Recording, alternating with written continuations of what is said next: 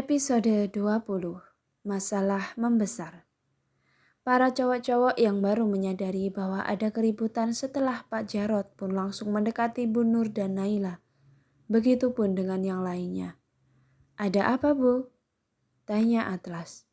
"Gak ada apa-apa." Bu Nur tampak masih berusaha menutupi.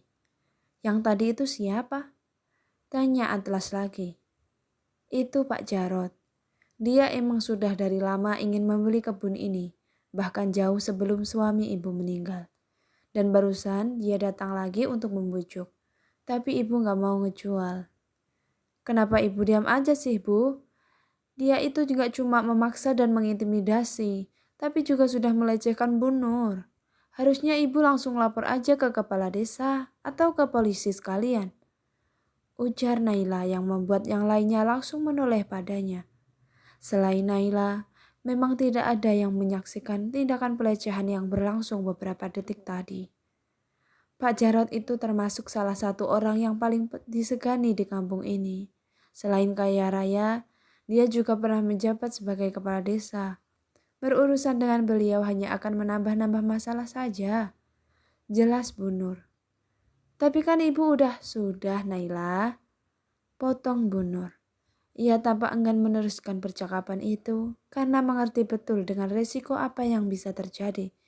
Bahkan tidak hanya pada dirinya sendiri, mungkin juga akan membahayakan bagi anak-anak itu. "Kita lanjut pekerjaan yang tadi aja ya," ujar Bu Nur. Anak-anak itu pun mengangguk dan mulai melanjutkan pekerjaan masing-masing. "Naila?" Atlas memanggil Naila yang hendak berbalik badan. "Ikut gue sebentar." Naila mengernyitkan kening, namun pada akhirnya ia tetap mengikuti ketuanya itu. Setelah merasa cukup jauh dari yang lainnya, Naila pun bertanya, "Ini kita mau kemana sih?" Atlas menghentikan langkahnya dan berbalik badan menghadap Naila. "Untuk kedepannya, gue minta lo gak usah ikut campur sama masalah-masalah pribadi warga sini. Apalagi sampai cari masalah sama warga lokal." Terang saja ucapan Atlas itu membuat Naila melongo heran. Ia benar-benar tidak menyangka bahwa Atlas akan bicara seperti itu. Wait. Jadi ini maksudnya lo nganggap apa yang gue lakuin tadi salah?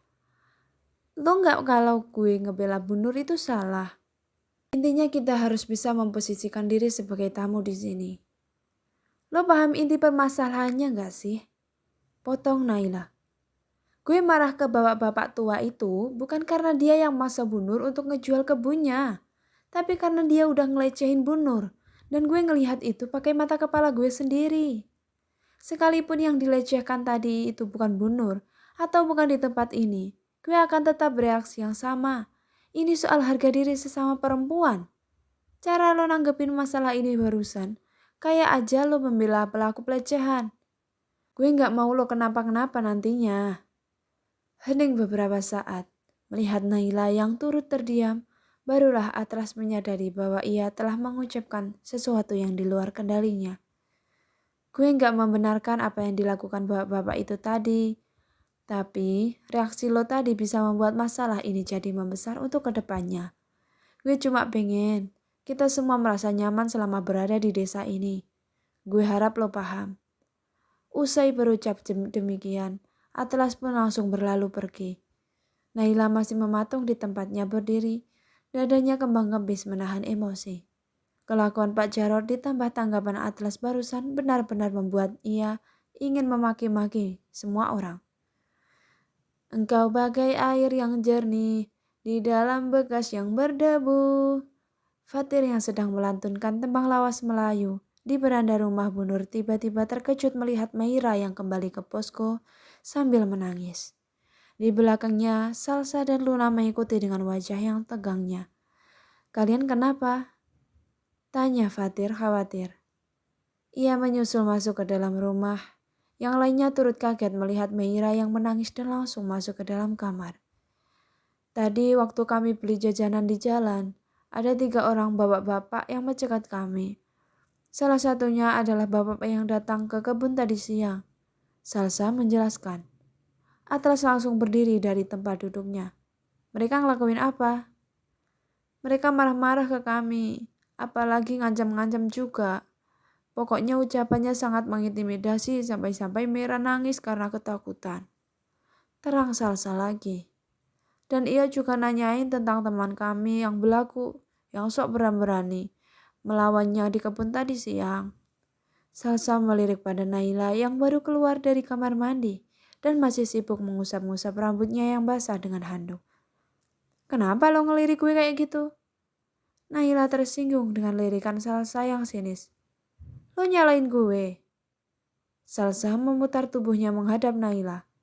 Emang ini salah lo kan? Ini semua gara-gara kelakuan lo yang sok berani itu. Karena lo lihat apa akibatnya. Bukan lo aja yang bakal kena, tapi kita-kita juga. Jangan ribut dong. Billy langsung menengahi sebelum perdebatan dua gadis itu memanas. Intinya bapak-bapak itu udah gak senang sama kita. Kemungkinan besar mereka bakal ganggu kenyamanan kita di sini. Sebelum masa ini membesar, mending sadar diri aja deh yang harus bertanggung jawab. Tegas Salsa yang tampak sudah emosional. Telinga Naila memerah saat dipojokkan oleh Salsa seperti itu. Sebelum ia mendekat pada Salsa, Atlas lebih dulu menghalangi langkahnya. Atlas menghadap pada Salsa dan membelakangi Naila. Gue ketua di sini. Gue yang akan bertanggung jawab atas masalah apapun yang terjadi di sini. Salsa mengatupkan rahangnya. Setelah itu ia langsung memilih memasuki kamar. Atlas memutar tubuh pada Naila. Lo juga masuk kamar sana?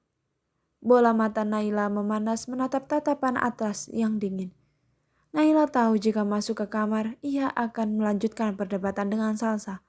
Oleh karena itu, Naila memutuskan untuk beralih ke dapur saja, meredam emosinya sendiri dengan menyeduh mie instan. Sementara yang cowok-cowok pindah ke beranda, melakukan rapat kecil-kecilan. Gimana nih bro? Kayaknya masalah ini emang gak bisa didiemin deh.